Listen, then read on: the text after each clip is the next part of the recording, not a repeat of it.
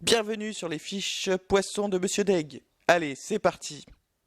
Dans cette fiche poisson, nous allons parler des ancistrus. En première partie, la description physique de celui-ci. En deuxième partie, ses besoins dans nos aquariums. Et en dernière partie, bien sûr, la reproduction. Allez, c'est parti. La description. Alors, il fait partie de la famille des Loricaridae. Si vous voulez une description un peu plus détaillée de cette famille, je vous ferai une fiche poisson sur cette famille sans problème. Dites-le moi en commentaire.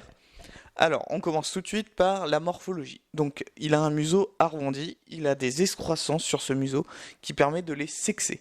Plus votre poisson aura d'excroissances qui s'étalent sur son museau, plus ça sera un mâle.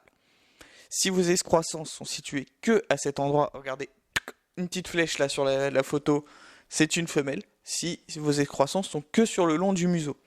Si vraiment elles s'étalent, c'est un mâle. C'est assez simple à reconnaître quand ils sont à taille adulte. En dessous des 1 an, c'est vraiment très difficile. Même moi, qu'on ait pu observer beaucoup, j'ai toujours eu du mal tant qu'ils n'avaient pas vraiment 2 ans fixes dépassés, quoi.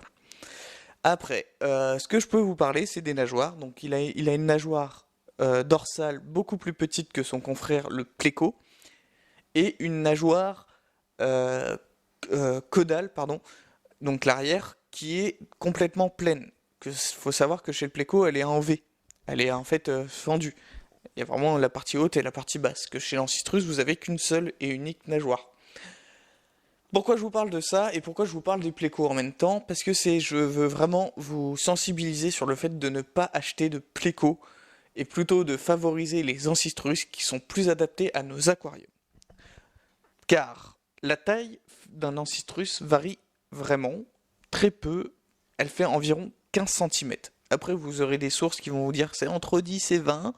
Voilà, grosso modo, c'est entre 10 et 20. Moi, j'ai voulu couper la poire entre toutes les sources. Donc, je vous dis qu'il fait environ 15 cm et c'est environ ce que fait mon mâle actuel. Ensuite, pour les maintenir, il vous faudra, parce que je considère que ça fait partie du besoin, mais aussi, on va dire, de la description.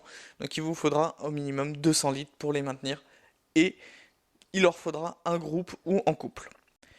Les besoins. Alors, pour les ancistrus, il va leur falloir des cachettes. Et il faut compter à peu près une cachette pour un individu. Après, vous avez par exemple les racines où vous pouvez avoir des cachettes, donc des crevasses un peu plus nombreuses, donc qui permet d'avoir une racine où ça peut loger entre 2 et 3 individus dedans.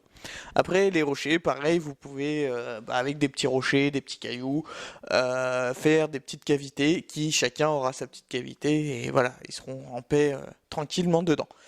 Après, vous pouvez utiliser plein d'autres choses, hein, tout ce qui est dans le rayon aquariophilie de vos magasins préférés. Vous pouvez aussi utiliser des demi-noix de coco, je vous les conseille, c'est très pratique. Vous verrez que ça aussi un côté pratique pour la reproduction. Ensuite, je vous conseille de ne pas utiliser des choses que vous fabriquiez, et faut vous fabriquer tout seul.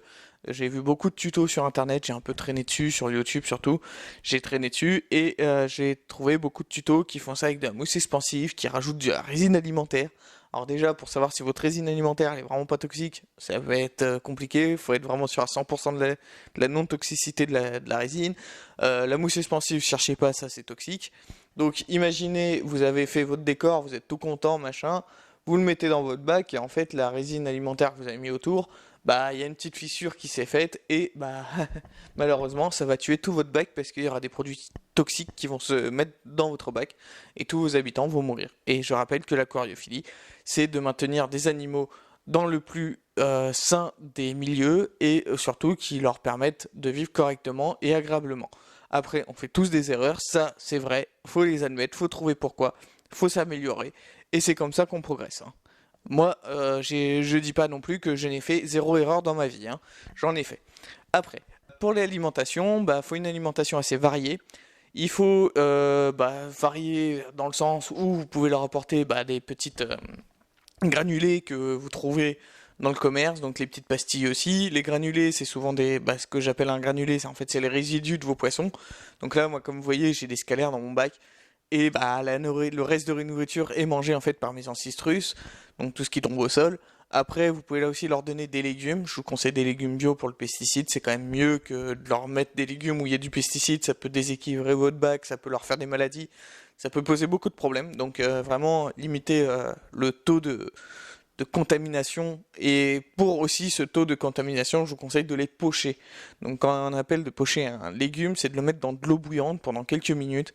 Et après, vous pouvez vous le laisser refroidir, bien sûr. Hein, vous n'allez pas brûler vos animaux.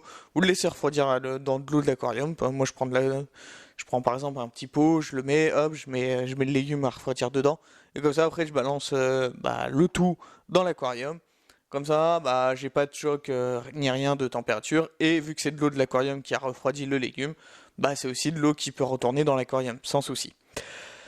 À présent, en parlant de l'eau, je vais vous parler bien sûr maintenant du paramètre de l'eau. Donc le pH de 5 à 8, donc c'est une grande fourchette. Le GH, donc la dureté, c'est pareil, c'est une grande fourchette, 5 à 12. La température entre 23 et 28. Et pour le courant d'eau, faible ou moyen. Je vous ai mis faible parce que c'est vraiment ce qu'il faudrait pour ces poissons-là. Donc c'est un poisson qui tolère aussi un petit peu un courant un peu plus fort. Bon, après c'est à vous de voir. Faites des différentes zones de courant dans votre aquarium, c'est toujours mieux. Dans cette dernière partie, je vais vous expliquer 2 méthodes que j'ai réalisées moi-même. Alors, la première méthode était une méthode naturelle. Donc j'ai laissé vraiment mes 2 ancistrus, donc ma femelle et mon mâle, mon couple, faire tout seul et gérer tout seul leurs enfants. Donc dans cette méthode, ce que j'ai fait, c'est qu'en fait j'ai coupé une noix de coco, donc j'ai fait une demi-noix de coco, j'ai fait une encoche d'ouverture pour que les ancistrus puissent rentrer sans qu'elle soit trop grande non plus. Et j'ai posé cette noix de coco au fond de mon aquarium. Alors je vais peut-être me répéter, mais il faut penser à bien ébouillanter cette noix de coco, un peu comme vos légumes quand vous les pochez, sauf que là, vous laissez la noix de coco pendant quelques temps en ébullition, dans l'eau en ébullition, vous la laissez pour bien la désinfecter. Après, moi, le côté un peu marron que rend les souches, ou un peu tout bois, parce que la noix de coco redonne aussi cette couleur un peu dans l'eau, moi, je l'ai pas fait détremper, je l'ai juste bien stérilisé. Et après, je l'ai mis dedans parce que j'aime bien ce petit couleur un peu saumâtre amazonien. Donc, vu que mon biotope est un amazonien, je l'ai laissé et c'est vrai que ça me donne cette petite couleur qui est assez sympathique. Alors, en l'ayant mis, après, je me suis rendu compte que instinctivement et naturellement, bien sûr, mon ancistrus mâle a commencé à creuser dedans et à faire en fait un peu son nid. Et ensuite, par la suite, quand il avait en fait estimé que le nid était prêt pour le couvain, là, il a laissé la femelle rentrer dedans. Ils ont fait leur petite chose que font les 2 sexes opposés, hein, et ce qui a donné que la femelle en fait est ressortie parce que dans les ancistrus, c'est le mâle qui s'occupe du couvain et des bébés par la suite, et vraiment la femelle n'a aucune interaction avec. Alors, au début, c'était c'était vraiment la première fois que je les ai vus se reproduire, et en fait, je me suis aperçu que mon mâle, malheureusement, par manque d'expérience, chassait de temps en temps à cause de sa queue, quand il tournait et qu'il se orientait dans la noix de coco, chassait un petit peu certains œufs. Donc, j'ai récupéré ces œufs, je les ai mis en couveuse, ce qui m'a donné après la deuxième méthode, ce que je vous explique tout de suite après. Donc après j'ai laissé faire, il y a juste au moment où alors faut compter quelques jours, alors précisément je n'ai pas les chiffres en tête là pour les temps vraiment de l'œuf à l'alevin, de l'alevin au petit poisson, j'ai pas les temps, ça je vous conseille d'aller un peu traîner sur les fiches techniques vraiment sur internet ou dans vos documents personnels, vous allez les trouver. De tête, si je dis pas de bêtises, je crois que c'est une semaine entre l'œuf et le bébé, il faut compter 1 mois à peu près au total pour qu'il nage libre. À vérifier, dites-moi en commentaire si je me suis planté dans ce que je viens de dire. Vu que je suis vraiment, je vous dis, je suis pas sûr à 100%, là, j'ai pas les chiffres en tête. Là, c'est vraiment juste la méthode que je veux vous expliquer. Après, les délais, les machins, ça se trouve, hein, on est tous d'accord. Alors, ce que j'ai fait, c'est que quand ils ont éclos, je les ai encore laissés dans cette noix de coco. et j'ai attendu qu'il commence à avoir un peu le commencement de l'alvin. Donc c'est pour moi un alvin, c'est quand il a encore sa petite poche orange en dessous et qu'il sort pas vraiment, il reste collé. En fait, il reste collé à la noix de coco en dessous et il mange cette poche jusqu'à en fait devenir un peu des bébés poissons. Et à ce moment-là, ce qu'on appelle un peu la nage libre pour la plupart des poissons. Il faut considérer que à ce moment-là, moi je les ai récupérés parce que je voulais pas les laisser dans le bac, j'en ai laissé quelques-uns. Et la plupart, je les ai mis dans un autre bac. Donc un peu un bac de nurserie qui me permet de les élever, de les observer, de les nourrir, sans qu'ils aient la pression de d'autres poissons. Et j'en ai laissé quelques-uns pour pour aussi voir s'ils arrivaient à survivre dans mon bac avec mes ancistrus. La différence, c'est ceux qui sont nés avec qui sont restés en fait dans le bac avec les parents ont une tendance à plus se cacher que ceux que j'ai mis en nurserie où là en fait ils n'avaient pas de prédation à cause de mes scalaires. Dans le grand bac, ils n'avaient pas cette prédation, donc en fait ils ont une tendance à plus sortir et à plus se montrer. Donc voilà, ça c'est le petit côté positif de la nurserie. Alors, deuxième méthode, elle commence toujours pareil, la noix de coco. Je laisse la noix de coco. Par contre, quand je sais qu'il y a eu la ponte, à ce moment-là, en fait, je récupère la noix de coco. Donc là, je stresse en fait mon mâle. C'est le défaut de cette méthode. Mais vous verrez qu'elle a aussi des avantages. En fait, je récupère les œufs que je mets en couveuse, que je mets proche d'un filtre. Donc surtout de la sortie du filtre pour qu'ils aient de l'eau propre et une bonne ventilation. Surtout que le filtre fait aussi un peu d'oxygénation. Donc ça apporte beaucoup pour les œufs et les alevins. Alors après, je les mets dans une couveuse avec une feuille de catapa en dessous. Donc une feuille de catapa qui est déjà un peu trempée, qui évite qu'elle flotte. Et en fait, elle est tombée au fond et je mets les œufs dessus. Après, comme ça, quand ils éclosent et qu'ils sont alevins, en fait, ils viennent se coller sur cette feuille. Et même après, quand ils sont petits bébés, ils se nourrissent un peu des résidus de cette feuille, des fibres et autres que ça produit.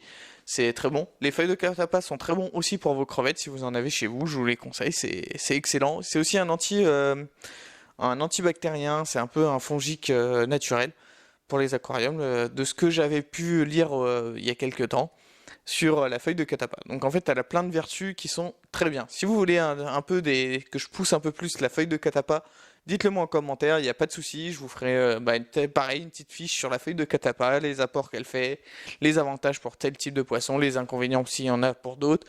Pour l'instant, je ne me suis pas trop renseigné, donc si vous voulez, je peux me renseigner et vous faire une petite fiche là-dessus, il n'y a pas de souci, ça sera avec plaisir. Donc ensuite, en fait, quand ils ont grandi, je les laisse un petit peu en couveuse quand même, je vois s'ils s'habituent à ce que je leur donne à manger. Et après, quand tout va bien, je les relâche dans le bac de nurserie. Et c'est là où ouais, je me suis aperçu que c'est déjà plus simple de les récupérer dans un bac de nurserie, puisque c'est un bac qui n'a pas forcément beaucoup de plantes, ou pas du tout, qui n'a pas beaucoup de choses. Bon, pour les ancistrus, je vous conseille quand même de mettre quelques plantes, de mettre quand même quelques objets pour qu'ils se cachent, des racines, des choses comme ça, des noix de coco, vous pouvez leur mettre, mais pas trop de décor pour que si vous êtes dans le don d'animaux ou dans l'échange. Je sais que ça se fait beaucoup en aquariophilie d'échanger par exemple une portée avec une autre portée de quelqu'un pour éviter tout ce qui est consanguinité et améliorer les gènes et aussi faire de la sélection pour ceux qui cherchent à en faire.